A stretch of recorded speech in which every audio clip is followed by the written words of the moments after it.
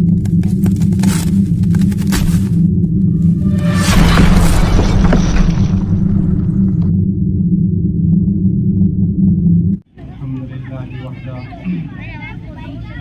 والسلام على من لا نبي بعده أما بعد قال الله تعالى في القرآن المجيد والفرقان الحميد ذلك الكتاب لا ريب فيه هدى للمتقين وقال في مقام آخر يا أيها الذين آمنوا قوا أنفسكم وأهليكم نارا وقال النبي صلى الله عليه وسلم خيركم من تعلم القرآن وعلمه وقال في مقام آخر من رأى منكرا فليغيره بيده فإن لم يستطع فبلسانه فإن لم يستطع فبقلبه فهو ذلك ضعف الإيمان او كما قال علیہ الصلاۃ والتسلیم۔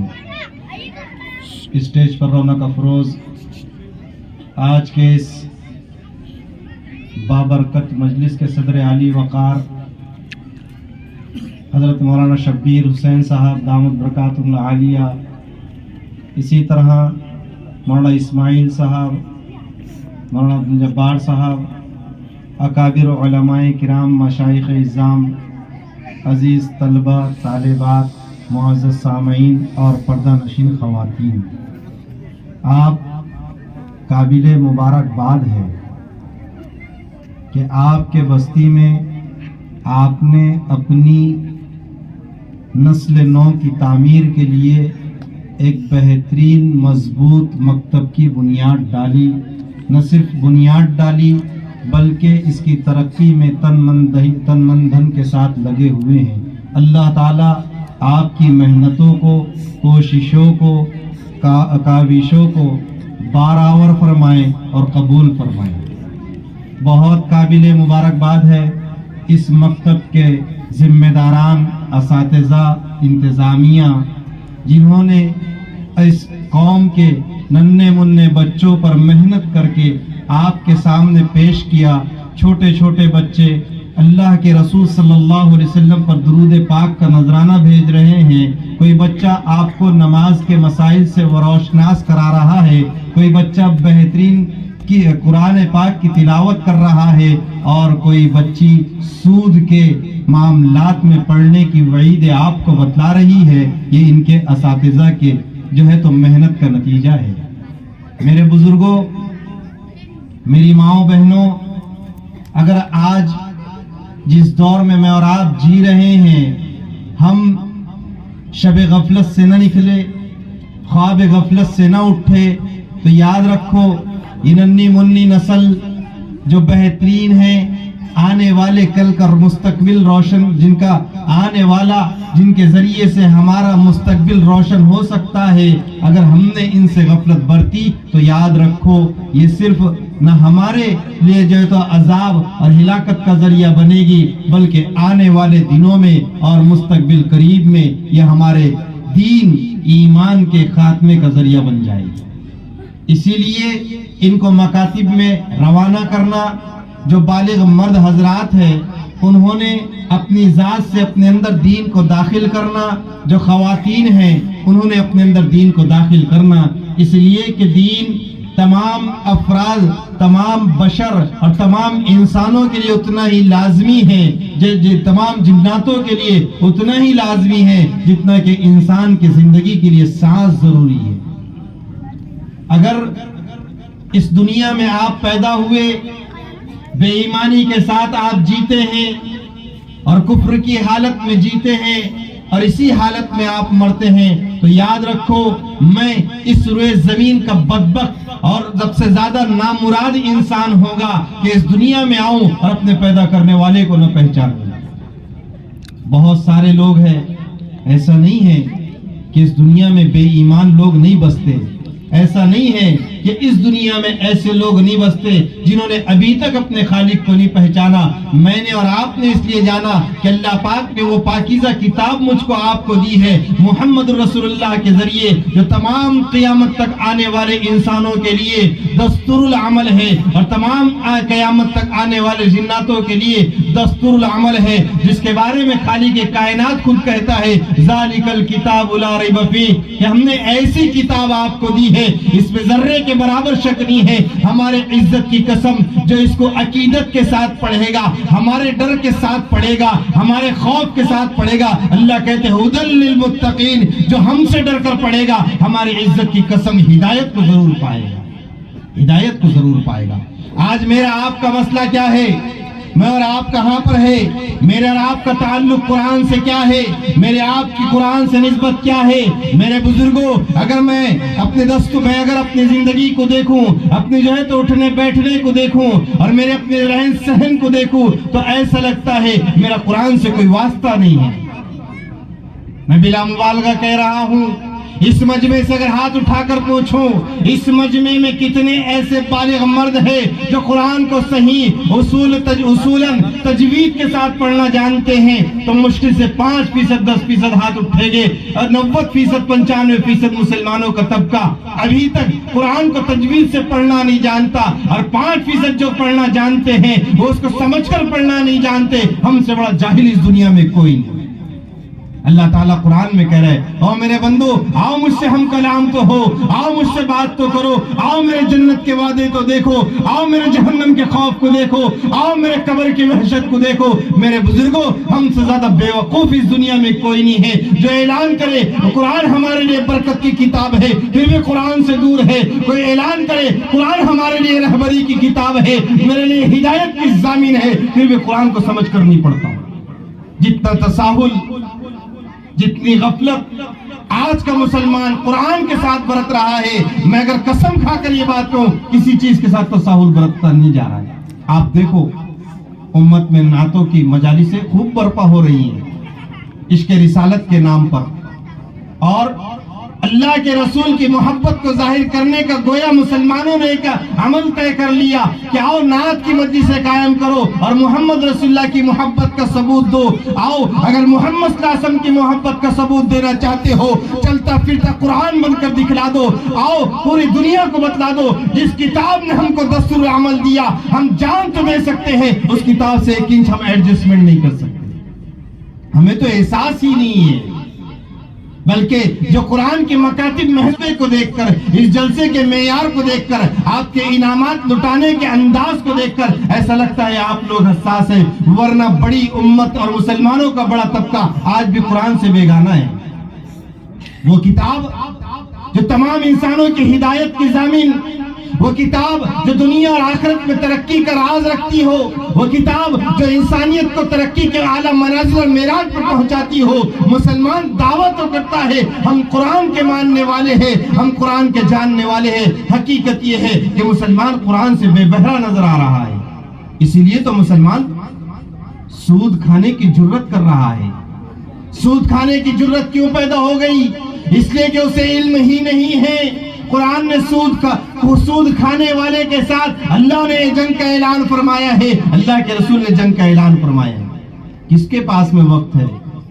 اور اب تو ترقی کا زمانہ ہے، ایجادات کا دور ہے، AI کا زمانہ ہے، دنیا اپنے عروج بام پر پہنچ چکی ہے، ترقی کے وہ سارے منازل کو طے کر چکی ہے جو انسانیت کے ذہن سے پرے تھی. اب تو ہم کو ہر چیز فی الفور جو ہے تو تیار کر کر دی جا رہی ہے، چاہے وہ حقیقی طور پر حاضر نہ ہو، ذہنی طور پر ایک تخیلاتی دنیا میں انسانوں کو ڈھکیلا جا رہا ہے. اور وہ تخیلاتی دنیا جس کا آج تک سائنس انکار کر رہی تھی، جس کو قرآن بیان کر رہا ہے. قرآن کبھی جنت کو بیان کرتا ہے، کبھی جہنم کی خوفناک وادیوں کو بیان کرتا ہے. انسانی دنیا اور وہ ملحدین کا ٹولہ جو جہنم اور جنت کا انکار کر رہا تھا، وہی ٹولہ آج اس بات کو قبول کرنے کے لیے تیار ہے کہ AI اگر آپ کو تخیلات کی دنیا بنا کر دے سکتا ہے تو وہ اللہ جس نے سارے نظام کو وجود بخشا ہو، وہ جنت اور جہنم کو بنا نہیں سکتا؟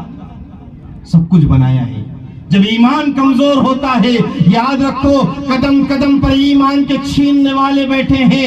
پہلے ایمان چھیننے کے محدود ذرائع تھے، پہلے ایمان پر ڈاکہ زنی کے محدود راستے تھے، کتابوں کے ذریعے سے فتنے آیا کرتے تھے، اور کرامات اور جادو کے ذریعے لوگ مسلمانوں کے درمیان میں آ کر بدگما، بددینی، بے دینی اور بے راہ روی اور جو ہے ارتداد کو پھیلایا کرتے تھے۔ اب ارتداد صرف اب اس معنی میں نہیں آیا ہے کہ مسلمان اسلام کو چھوڑ کر کسی اور مذہب کو اختیار کر لے، بلکہ آج میرے آپ کے سامنے سب سے بڑا چیلنج ہے اپنی آنے والی نسل کو الحاد سے بچانا، ملحد ہونے سے بچانا۔ ساری دنیا الحاد کے بوجھ کو برداشت کر رہی ہے، دیگر مذاہب کے ماننے والے ملحد ہو جائے، ہمیں کوئی پرواہ نہیں ہے۔ جو کبھی خدا کی وحدانیت کو نہ مانتا ہو، اگر خدا کا انکار بھی کر بیٹھے، اس کا غم نہیں ہے۔ جس نے خدا کو ایک مانا ہو، محمد رسول اللہ کی رسالت کو اقرار کیا ہو اور آپ کو آخری نبی مانا ہو، اور وہ اس ایجادات کے سیلاب میں بہ جاتا ہے، اس کے راہ میں بہ جاتا ہے، اس کے ماحول میں ڈھل جاتا ہے، اور وہ بچہ جو 10 سال مکتب میں آ کر لا الہ الا اللہ محمد رسول اللہ کی تعلیم کو حاصل کرے، اور وہ کالج میں جا کر کہہ دے اللہ کا وجود نہیں ہے، جنت نہیں ہے، جہنم نہیں ہے، یہ دنیا اپنے آپ سے چلتی ہے، دنیا سائنس سے چلتی ہے، دنیا کا وجود اپنے آپ چلتا ہے، یہ آٹومیٹک سسٹم سے چلتا ہے، میرے آپ کے لیے موت ہے۔ ہم آپ مطمئن ہیں؟ نہیں، ہمارا بچہ تو ایمان کو چھوڑ نہیں سکتا، وہ آپ کا بچہ یقیناً ایمان کو نہیں چھوڑ سکتا۔ آپ نے اگر مکاتب کا رخ نہ کرایا، گھروں میں تربیت کا اسلامی نظام نہ بنایا، یاد رکھو جو سلیبس کے نام پر، جو آپ کو نصاب کے نام پر آپ کے بچوں کو جو تعلیم عصری اداروں میں دی جا رہی ہے، وہ صرف اس لیے نہیں دی جا رہی آپ مسلمان بن کر ترقی کرو، وہ اس لیے دی جا رہی ہے آپ نام کے مسلمان رہو، ملحد بن کر دنیا کے سامنے ابھرو، جیسے وسیم رضوی ابھرا ہے، جیسے سلمان رشدی ابھرا ہے، تسلیمہ نسرین ابھری ہے، جیسے ایک پلیٹ فارم بنایا گیا ایکس مسلم کے نام سے، ایک تحریک چلائی گئی، وہ ابھی آپ سنتے ہوگے ساؤتھ انڈیا میں جس کا زور چل رہا ہے، یو پی میں جس کا زور چل رہا ہے، ان قریب آپ اپنے بستیوں میں اس کو دیکھو گے۔ ایکس مسلم کیا ہے؟ ایکس مسلم کا پلیٹ فارم کیوں بنایا گیا؟ کیوں ہم کو یہ بات لائی جا رہی ہے؟ بار بار میڈیا کے ذریعے ایسے ملحدین کو کیوں پیش کیا جا رہا ہے جو کہتے تھے ہم مسلمان تھے، ہم اللہ کو مانتے تھے، ہم محمد رسول اللہ کی رسالت کو مانتے تھے، اب نہیں مانتے اس لیے کہ دنیا نے ترقی کر لی ہے۔ نعوذ باللہ، یہ دقیانوسی کی باتیں ہیں۔ میں آپ مطمئن ہیں، آپ ڈاکٹر بنائیں، پروفیسر بنائیں، انجینئر بنائیں، یقیناً اگر کوئی آدمی یہ تصور کرے کہ علم طب میں اور جو ماہر طبیب ہوتا ہے وہ اسلام سے ہٹ کر ہوتا ہے، یہ کانسیپٹ غلط ہے۔ آپ کے دماغوں میں، آپ کے ذہنوں پر ایک بات کو ڈال دیا گیا، اتنا کہا گیا، اتنا بتایا گیا کہ سائنس یہ دنیا کے اور دیگر مذاہب کی ایجاد کردہ چیز ہے۔ آؤ اگر قرآن کو قرآن کی نظر سے پڑھو، بصیرت کی نگاہ سے پڑھو، جتنا عرضیات کو قرآن نے بیان کیا، میں دعوے کے ساتھ کہتا ہوں اس دنیا میں کسی اور کتاب نے کھول کر بیان نہیں کیا۔ جتنا فلکیات کو قرآن نے بیان کیا، اتنا کسی اور کتاب میں نہیں دیا۔ ارے آپ اگر یہ تصور کرتے ہو دنیا کی سب سے زیادہ ترقی کے منازل پر پہنچنے والی اور ترقی کی معراج کو پانے والی اگر کوئی سوسائٹی کام کرتی ہے، کوئی پلیٹ فارم کام کرتا ہے، وہ ناسا ہے۔ آپ جاؤ ناسا کی تحقیق کرو، وہاں بھی آپ کو قرآن کی تفاسیر ملے گی، اس لیے کہ ارضیات میں جب بھی کسی سائنٹسٹ کو ریسرچ کرنا ہوتا ہے وہ پہلے قرآن کھول کر دیکھتا ہے، بعد میں وہاں تک پہنچتا ہے۔ میں آپ کو قرآن پڑھنے کے موقع کہاں ہے، ٹائم کہاں ہے؟ اب تو ایک روٹین، ایک بدعت ہمارے پاس میں چل پڑی ہے، قرآن خوانی کرا لو، قرآن کا ٹائم نہیں ملا، فلاں سے پڑھا لے گے، انتقال ہو گیا، 151 1100 پتہ نہیں کیا کیا لوگ لیتے ہیں، ہم کہاں پر آ گئے؟ قرآن صرف ایصال ثواب کی کتاب ہے؟ ارے بولو نا، قرآن صرف جزدانوں میں رکھنے کی کتاب ہے؟ قرآن صرف برکت کی کتاب ہے؟ شادی اور جہیز میں خوبصورت پیٹی میں خوبصورت نسخہ سجا کر دینے کی کتاب ہے؟ یاد رکھو جب تک قرآن جزدانوں میں رہے گا میرے آپ کے گھر میں ایمانی ماتم بنتا رہے گا اور میری آپ کی نسلیں مرتد ہوتی رہے گی۔ آؤ آج عزم کرو، قرآن کو سمجھ کر پڑھیں گے، صحیح پڑھیں گے اور اپنی زندگی کو قرآن کے سانچے میں ڈھالنے کی کوشش کریں گے۔ اس لیے کہ اللہ کے رسول نے جو محنت کی ہے، آپ کے زمانے میں تو نسخہ نہیں تھا جیسے میں آپ قرآن پڑھتے ہیں، حضرت ابوبکر صدیق کے زمانے میں بھی وہ نسخہ نہیں تھا. صحابہ قرآن کے جو ہے تو نسخے کو لے کر پڑھتے ہو, کوئی کتاب کی شکل میں نہیں تھا. حضرت عمر ابن خطاب کے زمانے میں نہیں تھا. دو خلفاء ایسی حالت میں گئے, اللہ کے رسول کی 23 سال کا عرصہ گزرا, قرآن آتا رہا, کہیں پتھر پر لکھ دیا, کہیں چمڑے پر لکھ دیا, اور کہیں کہ تو کسی اور چیز کپڑے پر لکھ دیا, اور قرآن محفوظ ہو گیا. کہیں نسخہ نہیں تھا, مستقل نسخہ نہیں تھا. ایک صحابی آتا, وہ قرآن کی آیت کو پڑھتا, وہ کہتا کل للمؤمنین یغضون من ابصارہم. وہ صحابی کہتا کہ اللہ میرے نبی کا فرمان ہے آپ اپنی نگاہوں کو قابو میں کرو. وہ صحابی اپنی زندگی میں داخل کرتا اور قرآن کو محفوظ کر لیتا.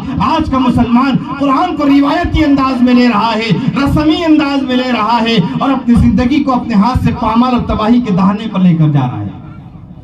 میں اپنی ماں بہنوں سے بھی مخاطب ہوں, اپنے گھروں میں قرآن پڑھنے کا معمول بناؤ, موبائل سے اپنے آپ کو بچاؤ, جدید ایجادات سے جتنا ہو سکتا ہے اپنے آپ کو محفوظ رکھو, ورنہ یہ وہ زمانہ ہے جو دجلی زمانہ ہے, یہ وہ زمانہ ہے جس میں دھوکہ عروج بام کو پہنچ چکا ہے, یہ وہ زمانہ ہے جہاں پر خود غرضیاں اپنے جو ہے تو آخری منزلوں کو پہنچ چکی ہے, جہاں پر مفاد پرستیاں بولتی ہے, یہاں پر خود غرضیاں بولتی ہے. یہ دنیا خود غرضوں سے بھر چکی ہے, مفاد پرستوں سے بھر چکی ہے. اس دنیا کے جنجال سے نکلنا چاہتے ہو, قرآن کو اپنا ساتھی بناؤ, تنہائی کا ساتھی بناؤ, مجلس کا ساتھی بناؤ, قرآن کو اپنی زندگی بناؤ. میرے رب کی عزت کی قسم, اس خود غرض دنیا میں بھی تم رہبر بن کر ابھرو گے.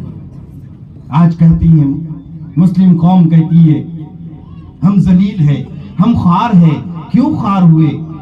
اللہ اللہ ہے, وہ بڑا غیور ہے, وہ بڑا غیرت والا, وہ عزت والا, وہ عظمت والا, وہ طاقت والا, وہ جب چاہتا ہے جو چاہتا ہے کرتا ہے. اور یاد رکھو یہ زمانہ تاخیر کا زمانہ نہیں ہے. تم غلط کرو گے اللہ تعالیٰ اس کا فی الفور بدلہ دنیا میں دے گا, اچھا کرو گے اس کا نتیجہ بھی دے گا. بس سمجھ میں جس کو آتی ہے وہ جو ہے تو اپنی عبرت پکڑتا ہے, جب سمجھ میں جس کو آتی ہے وہ ہدایت کے راستے پر چلتا ہے. جو ناسمجھ بن کر زندگی گزارتا ہے قدم قدم پر ہلاکت کے اندر پڑتا چلا جاتا ہے. آج میں آپ جس بھرم میں جی رہے ہیں, ہم مسلمان ہیں, ہم مسلمان ہیں. یاد رکھو اگر ابھی کے مسلمانوں کا تجزیہ کرو, مرنے والے 80% مسلمان, اگر میں غلط کہہ رہا ہوں اللہ میری حفاظت کرے, بغیر ایمان کے اس دنیا سے جا رہے ہیں. موتوں کے نقشے دیکھو, نشہ کیا, نشے کی حالت میں چل دیا, علماء سے پوچھو ایمان کی حالت میں گیا, کفر کی حالت پر گیا, سود لیا, قتل کر دیا اور قتل کر دیا گیا, اس دنیا سے رخصت ہو گیا, زنا کیا, غسل نہیں کیا اور جو ہے اس دنیا سے چل گیا. آپ کو سینکڑوں 50 مثالیں میرے سماج میں ایسی مل جائے گی. وجہ کیا ہے؟ میں آپ انتقامی جذبے کے ساتھ میں جی رہے, انتقام کو دل سے نکالو, ہدایت کے جذبے کے ساتھ جینا شروع کرو. جس دن عالم اسلام ہدایت کے جذبے کے ساتھ جیے گا اس دن پورے دنیا میں اسلامی انقلاب برپا ہوگا. اللہ بڑے غیرت والے ہیں اور بڑی قدرت والے ہیں. وہ آپ کو نقشے دکھا رہے ہیں. اسی دنیا میں 2021, 2022, 2023 اور 2025 تک کا آپ زمانہ اٹھا کر دیکھیں. اس عالم اسلام کا ایک خطہ وہ تھا جو پچھلے تقریباً 40 سال سے جنگوں میں وہ بھی مبتلا تھا, آج تک مفلوج ہے. ایک خطہ وہ تھا, وہ بھی 40 سال سے جنگ زدہ ہے, وہ آج فاتح بن کر ابھرا ہے.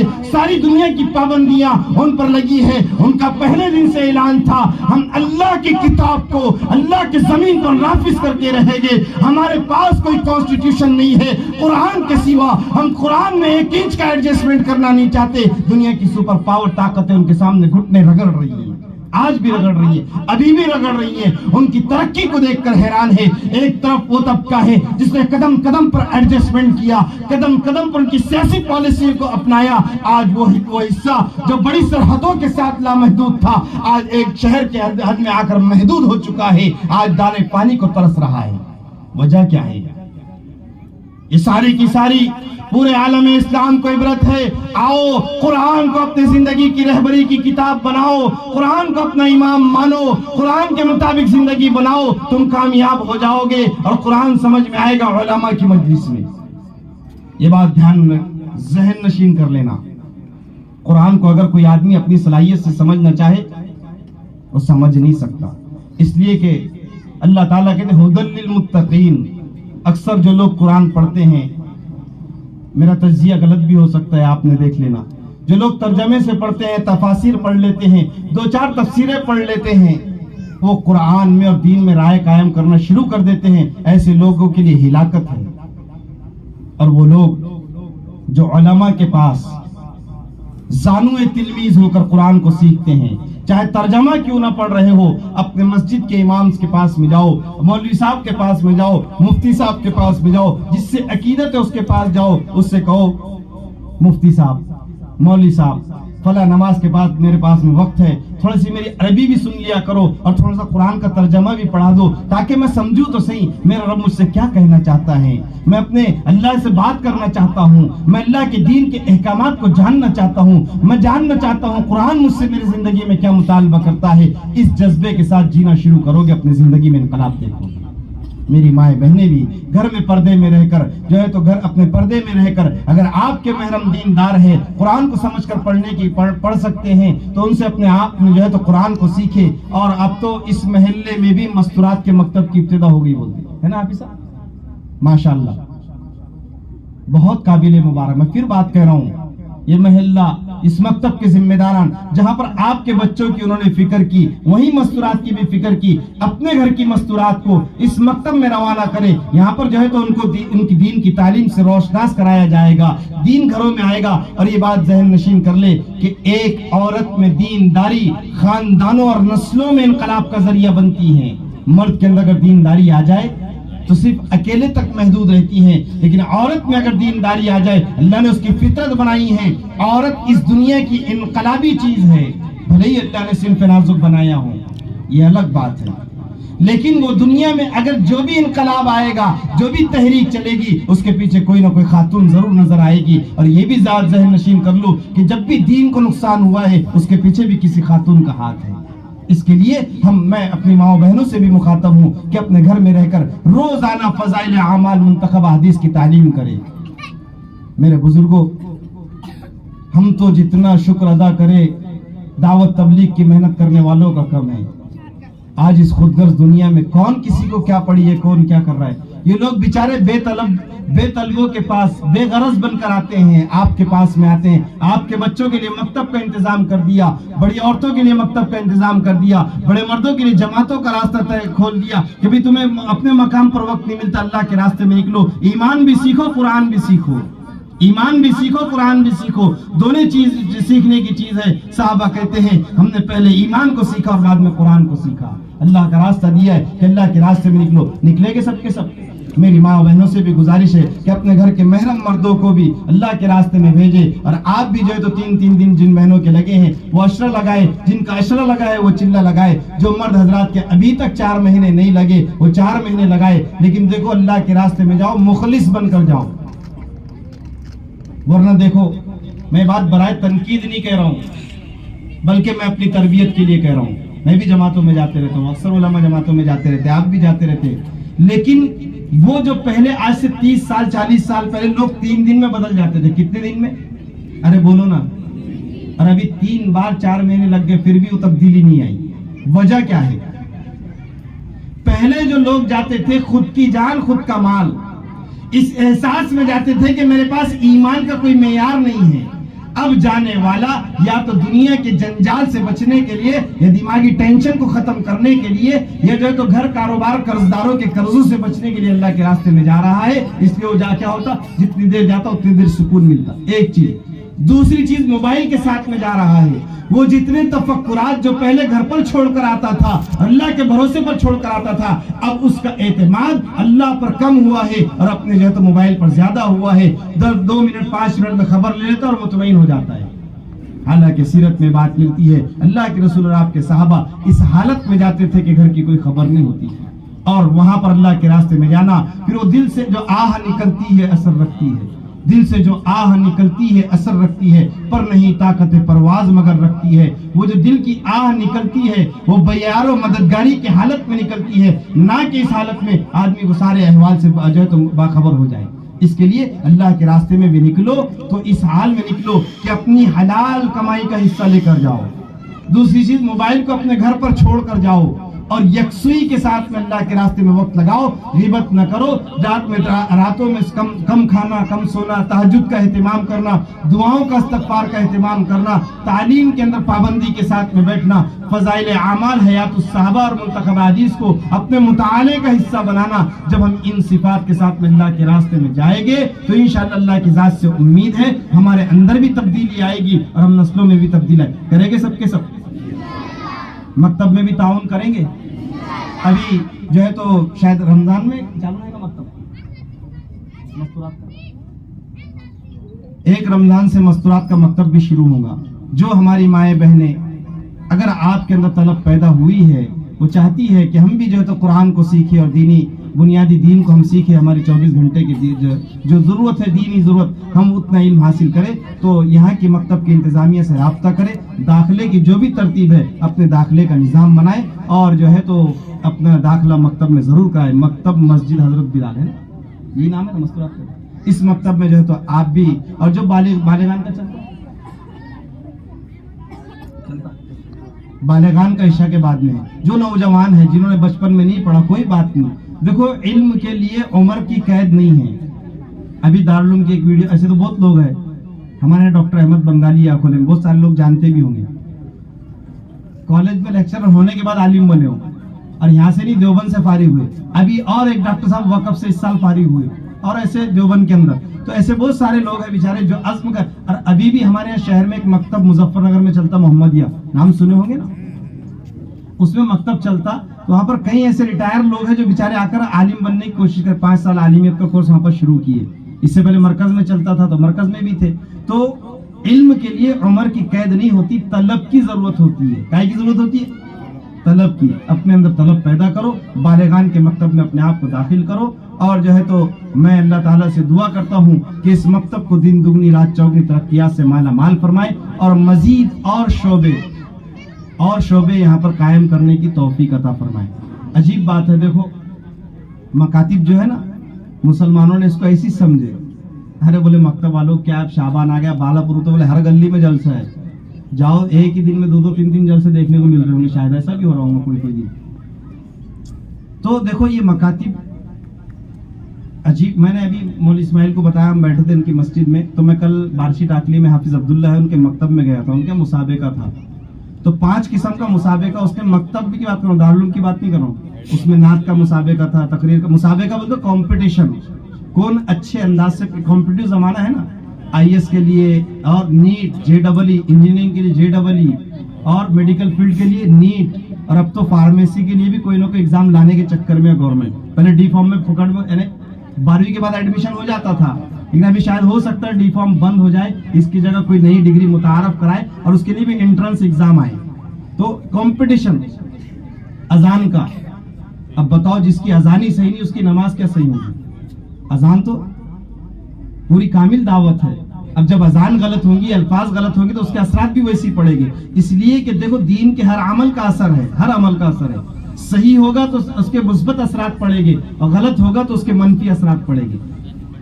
تو وہ میں اس مکتب میں گیا تھا تو مجھے تعجب اس پر نہیں ہوا کہ نعت و تقریروں کا کمپٹیشن ہو رہا ہے، قرات کا کمپٹیشن. مجھے تعجب اس بات پر ہوا کہ اذان کا بھی کمپٹیشن تھا اور جمعہ کے خطبے کا بھی کمپٹیشن تھا، مسابقہ.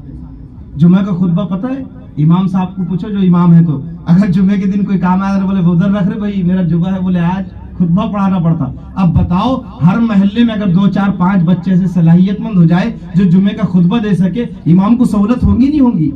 ارے بولو نا، سہولت ہوگی نہیں؟ کہ ہمارے بچے کتنے بڑے دین کے معاون بن رہے، ہم کو احساس نہیں ہے. پھر ابھی مولوی اسماعیل نے سنایا کہ ان کے بھی مکتب ماشاءاللہ بچوں کو خطبے یاد ہے، ان کے مکتب میں ان کے بچے ان کی جگہ پر نماز پڑھاتے ہیں، مولوی جبار کے مکتب میں بچے خطبہ پڑھا رہے. یہ مکاتب کی کرامت ہے اس دور میں، ورنہ دارالعلوم میں پڑھنے کے بعد بھی خطبہ پڑھانے کی ہمت نہیں ہوتی. میں میری بات کر رہا ہوں، 10 سال میں نے مدرسہ پڑھا. جب فارغ ہونے کے بعد میں جمعے کا موقع آیا تو پہلے 10 بار میں کتاب میں پڑھتا تھا، پھر جا کے جمعے کے اندر خطبہ پڑھتا تھا. اور اب آپ کے مکاتب ماشاءاللہ ایسے بچے رہے جو بغیر دیکھے خطبہ پڑھ رہے ہیں. تو یہ بہت قابل ستائش بات ہے، قابل مبارک بات ہے، خوش آئین بات ہے کہ ہمارے مکاتب ماشاءاللہ معیاری ہو رہے ہیں. اور یہ سب کے سب آپ کے تعاون، آپ کے دعاؤں اور آپ کی توجہ کی وجہ سے ہو رہے ہیں. تو آپ سب ہمیشہ کرتے رہیں گے تعاون. فیس لیتے ہیں آپ سب؟ माशाल्लाह जो भी है आप अपने हैसियत के मुताबिक फीस पाबंदी से दो, और ये नहीं कि फीस का कैलकुलेशन करके इतने कमा रहे होंगे। भाई आपके पैसों से अगर इमाम साहब 2-4 हजार रुपए कमा भी ले तो बताओ कोई कमाई है?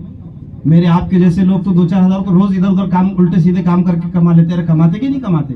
वो तो मेहनत कर रहे हैं बेचारे, इसलिए हम उनका एहतिसाब ना करें, हम अपने आप का एहतिसाब करें और मकातिब के लिए ताउन माविन बने, क्या बने? मुखालिफ ना बने। करेंगे सबके सब। अल्लाह ताला खैर सुन्नत अमल की तौफीक नसीब फरमाए। वमा तौफीक इल्ला बिल्लाह।